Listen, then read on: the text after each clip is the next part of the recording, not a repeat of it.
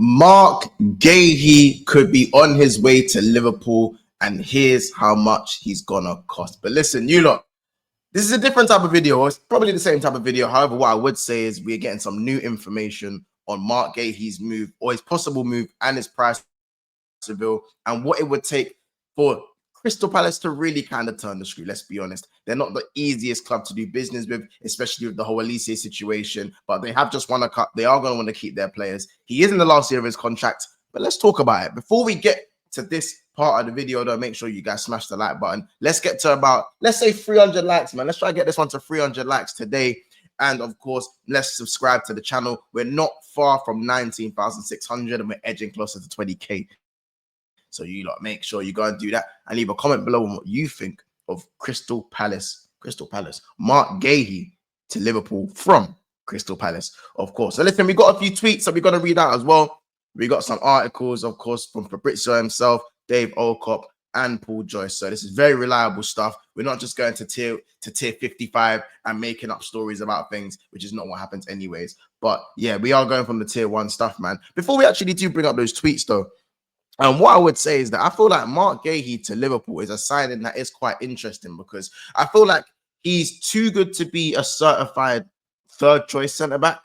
But at the same time, is he good enough to start ahead of Konate and partner Van Dijk? This is the question that I feel like most Liverpool fans probably are kind of asking themselves. Because I look at Marc Guehi as a good centre-back, you know, starts for England. You know, he's played in the back three. He's played in the back two. Probably better in the back three from what I've seen. But his partnership with Anderson before Glasner come in, they had a really good partnership there before Lacroix kind of comes in and makes it a back three and whatnot. And Anderson obviously leaves over at Palace. But I feel like Guehi being an established Premier League centre back probably is more advantageous for Liverpool, and he's also homegrown, so he hits the quota. But he was being quoted at 60 million. He was close to moving to Newcastle. I remember, I believe it was last summer. Newcastle were trying to push for the move. It didn't happen in the end. Now, he's only got 1 year left on his contract. And let's have a look at what Fabrizio said a couple of days ago. Fabrizio has reposted this within the last few hours as well. So obviously take that, what you guys want to take from that, of course. Fabrizio Romano says, the man himself says, as soon as the Jarell Kwanzaa deal was completed, which was completed today. We got the here we go today.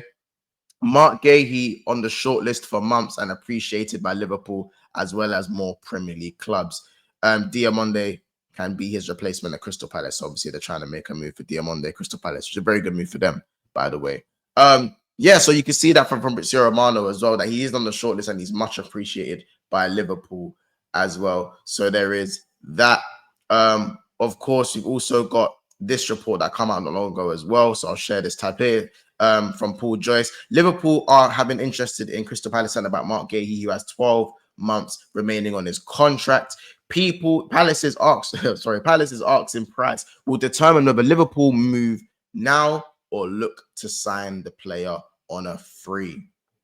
This is why this is kind of like a price reveal type of video rather than a tactical breakdown type of video. Because if you actually think about it, guys, he has 1 year left on his contract. Now, if we don't sign him this window, we could look to just get him on a free next window. However, does that mean we need to go and bring in another centre-back? Are we going to be winning a league and then going into another Premier League season post-winning the league without signing a fourth centre-back? I repeat, last time we let Lovren go, and we went into the season after winning the league with Virgil van Dijk, Joe Gomez, and Matip, and they all got injured, and our season capitulated while being top in January. So this is the thing. I feel like now is probably the best time to sign Marc Guehi, and what it does is it puts a bit of pressure on the Konate for the contract situation. Konate is going into his last year. He still hasn't signed yet. There's still question marks over what's going to happen there, and bringing in Marc Guehi brings that pressure to either sign or get a fee, and we move on and get another centre-back. This is kind of what might have to happen, and we're going to show you in a second how much Liverpool want to pay for Marc Guehi. But Crystal Palace, their usual price for the centre-back is between 60 and 70 million. That is the quote that was asked for Newcastle when they were interested in him in the last summer window. And we can see it here. exclusive from Dave Okop. Liverpool are hoping to secure the signing of Marc Guehi for £30 million. Crystal Palace are holding out for more at the moment. So we know that Crystal Palace value Marc Guehi at a lot more than 30 million, but he is in the last year of his contract. And also Chelsea actually still have a sell-on fee. So Crystal Palace are definitely going to look to try and squeeze more money out of Liverpool Football Club. However, I feel like Liverpool are playing the game where they're not really in a rush to get the player if he feels like he wants to, you know, if he wants to leave on a free, or, you know, like Crystal Palace are going to want to get some money out of him. If he's willing to run his contract down, we are going to face a few more suitors in like a team like Arsenal. I think Newcastle are still trying to go in for him as well. But Crystal Palace want to get it. They're going to want to get their money's worth, because he's probably not going to sign another contract. They're going to want to get their money's worth. They're going to try and squeeze a little bit more money out of us, maybe 40 to 50 million region. I think that's how much it's going to end up costing. But being in his last year, Liverpool might just play the game and do the long game. We might just play the long game. As you can see here, it says the England international was heavily linked to a 60 million move to Newcastle last season. Ultimately, his move to St. James's Park didn't materialize. Obviously, Guehi goes on to win the FA Cup. And it says here, Dave Okok can exclusively reveal that Liverpool are hoping to sign him for a fee of around 30 million, which would be incredible to bring in an experienced Premier League defender for around that fee. And that's the same fee, obviously, we kind of saw Joe Kwanzaa for, so it definitely balances the books. At the moment, it's believed Crystal Palace would not agree for 30 million. However, of course, he is in the last year of his contract. Tottenham, Arsenal, and Newcastle also reportedly keen on Marc Guehi. Says it just here as well, so you can see it here. And of course, should Liverpool agree a suitable fee, expect them to make a move for the impressive defender. So Liverpool are still a little bit on the fence in terms of the price. I feel like if we can get him for the low, then we go for him. The player is reportedly keen as well.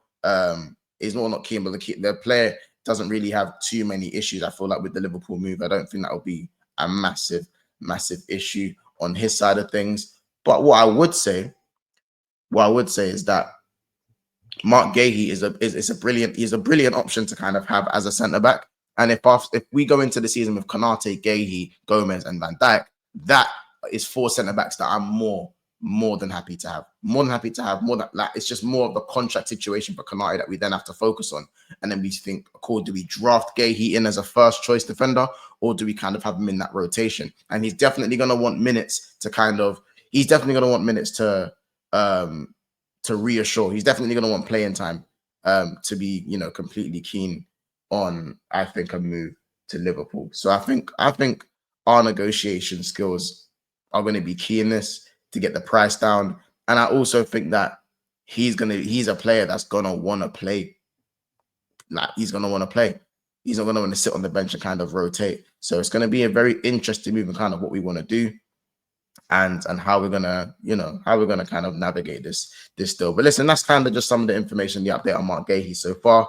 Let me know if you guys would take Marc Guehi for 30 to 50 million. I feel like 45 to 50 million is the fee that's probably going to get agreed if we get this deal over the line. But it's a brilliant Liverpool moving very fast, and that's another signing that looks like it could be on the way to Anfield. So I feel like this is an interesting one. Guehi wouldn't be like, oh my gosh. It's not like an, oh my God, Galactico signing, but it's a very much one of those assured, shrewd deals that you kind of associate Liverpool with anyways. So let me know what you guys would price Marc Guehi at in the final year of his contract. And let me know if you take him at Liverpool. Let me know if you feel like he should be starting over Konate, or he should be kind of in rotation.